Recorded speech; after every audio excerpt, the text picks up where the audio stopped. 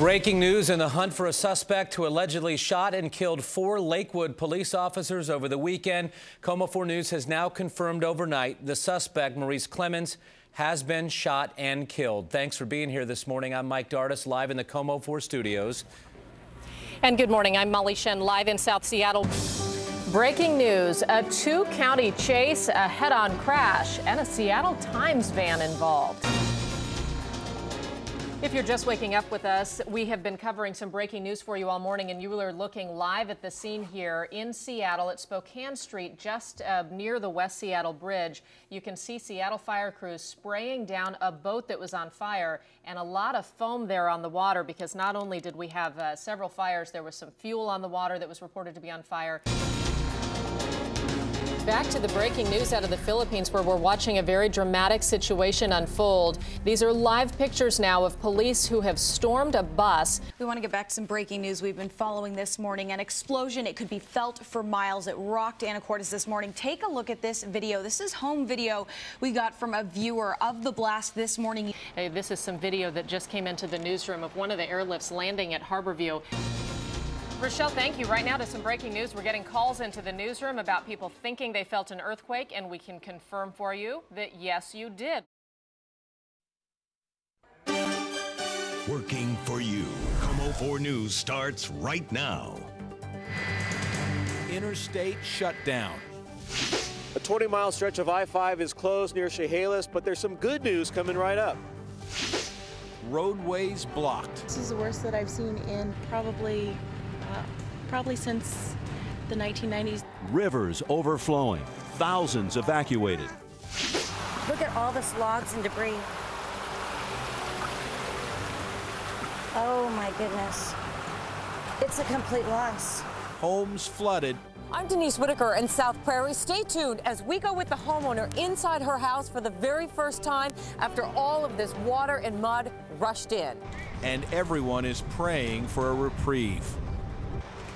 Western Washington tries to keep its head above water. Some rivers brace for the worst flooding on record. It's triggered mudslides and avalanches, stopped freight trains and semi-trucks in their tracks, and has kept thousands of people and their animals away from home. Here's where things stand. A 20-mile stretch of I-5 near Chehalis is closed and will be for days. The same dike that broke 13 months ago and was supposed to be fixed is in trouble again.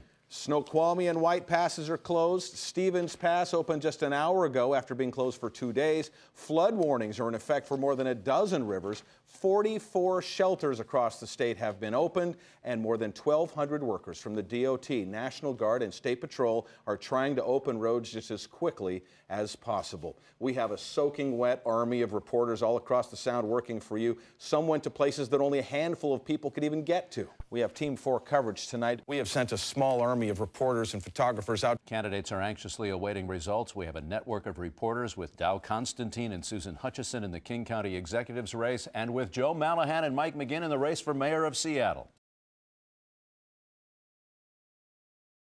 May God bless the people of the state of Washington. Thank you.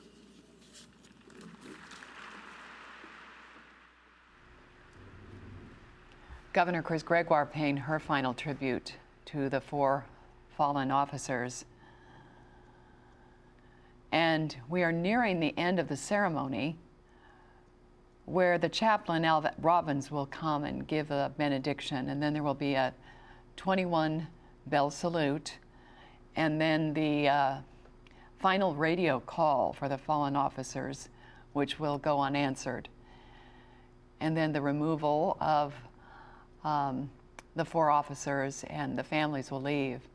But all of this happening starting over 6 hours ago. For 27 days, it's been a deluge of rain and mudslides. I mean, it's stuck there, you know? We don't know what to do. People are still digging out. Then today, what would be day 28? What's this? Could it be the sun? But hold on, we're not in the clear yet. The driver confusion that triggered this scare while people were eating at a local restaurant. Plus, behind the scenes of the Port Orchard Extreme Home Makeover. Dan, the author chose Forks because Google calls it the rainiest place in the country. perfect for vampires. Now the craze has turned to the tiny town upside down.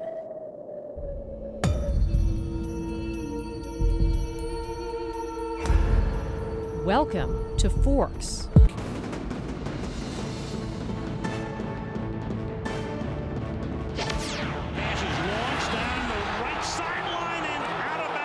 I think we've established something pretty good in Seattle, and we can build on it. And the next thing you know, they are right back in the game. I give those Seahawks fans a lot of credit. They did a great job. We just didn't execute to the best of our abilities today, and therefore they're the Super Bowl champs, and we're not. Next year we're going to Miami, though. It's going to be a little warmer. That's right. Miami.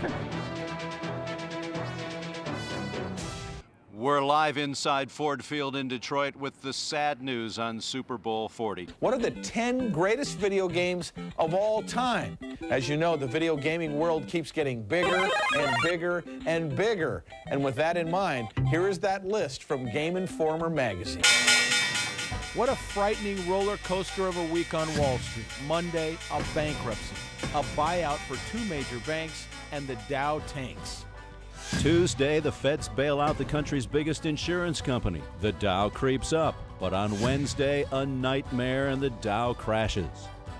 Thursday brings hope. The market does an about-face as the feds rush again to the rescue. And today, financial markets are almost back to where they started the week. Or are they? Destruction from this December storm is far from over. Dozens of families forced to evacuate in the middle of the night. We're just gonna hope and pray that things work out. The Coast Guard has seen the most air rescues since Hurricane Katrina. And just an hour ago, a frightening situation unfolds at a grocery store. 17 people had to be rushed to the hospital, but there is some relief. An amazing outpouring of donations and charity. Hello, everybody. It has now been 3 days since the Northwest was pounded mercilessly by a record-breaking storm. The wind and rain on Monday, we're told, was as powerful as a Category 3 hurricane.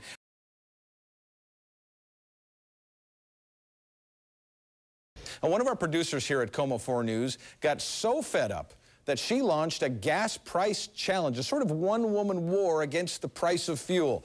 KOMO 4's Laura Evans filled her tank on June 1st, and that tankful has to last for the entire month. It's been over a week now. It's rained almost every day. She lives 8 miles from work. So has she given up? Has she quit? Let's check in. This isn't funny. I am soaking wet right now. It is pouring down rain.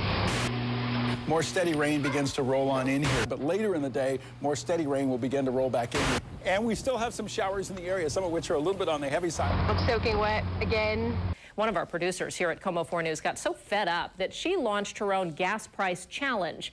KOMO 4's Laura Evans filled her tank on June 1st, and that tankful has to last for the whole month. Well, it's been 2 weeks now, and this week, a near catastrophe biking the 8 miles home from work. What went wrong, and did it bring her spirits down? Let's check in. It's day 10 of the challenge. After work, I went out with some girlfriends just for a little get-together. It's about 9:30 now. Definitely a long day. I'm pretty tired, and I have one more hill to do, and I might actually walk it. That's not good. That's really not good. I just hit my first snag of the gas price challenge. A twig got caught between my gears and my back derailleur. This is not supposed to be up here. It's completely broke. My bike is unrideable. My chain's way down here. This needs to be fixed and replaced. One of our producers here at KOMO 4 News got so fed up that she has launched a gas price challenge, a one-woman revolt, if you will, against gas prices. KOMO 4's Laura Evans filled her tank on June 1st, and that tank has to last for the whole month or else. Or else what, we're not quite sure. But in any case, it's been 3 weeks, and even though it's getting easier to pedal the 8 miles to work every day, Laura quickly realized she can't bike everywhere, so she broke out of her comfort zone and tried some alternatives for the first time.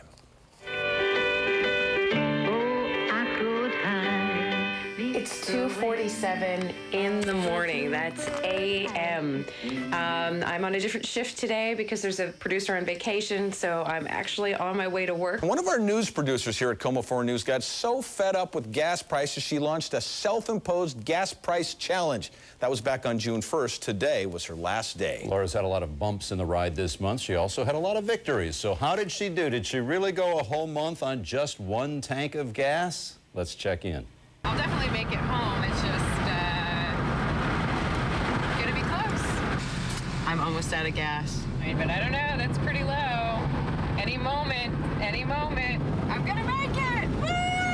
It's June 30th, the last day of the challenge, and since I started this challenge 30 days ago, gas prices have gone up 26 cents.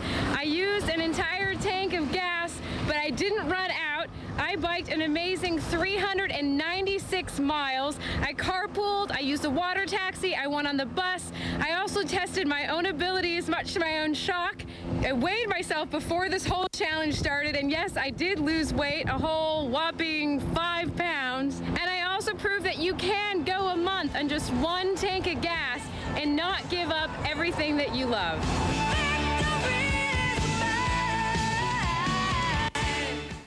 You can tell she's proud of herself. Oh, and she should be. Did a great job. Absolutely. But there is one big unanswered question. How much money did Laura save? Well, here's the final official tally.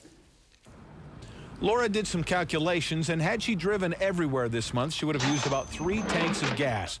She used 1 tank this month, so she saved $140. She would have also had to pay for parking at work and other places. That's another $100 in savings. She did take the bus, the water taxi, a regular taxi as well, so she spent about $30 on them. Her bike also broke, costing her $40. Even with that, the gas challenge saved her $170 in just this past month. So was it all worth it? Laura is producing the show right now from the producing booth. Let's go get a live picture in there. Laura, would you do it again? How do you feel about this thing? I feel good. I definitely would do it again. I'm actually going to do it for a couple more months, I think. It's gorgeous out. Why not? Not only would you do it again, I kind of get the feeling from talking to you about this and watching you that this kind of changed your life a little bit. It did. It did. A lot of people have come up to me and said that I even inspired them. I feel great. Again, I lost some weight. Who doesn't love that? And it actually made me really think and plan about what I was doing, and it turned out to be a little easier than I expected it to be. Here's how brave you are, Laura. You actually showed the scale when you were weighing yourself. Not many people would do that. Hey, no. You're producing the show right now. How are we doing on time in this segment? Yeah, I think we better wrap it up. I think it's time to get to weather now. All right, Laura. Great job. Thank you very much. It was a great idea. Very well thought out, planned out. And fun to watch, just to follow the story.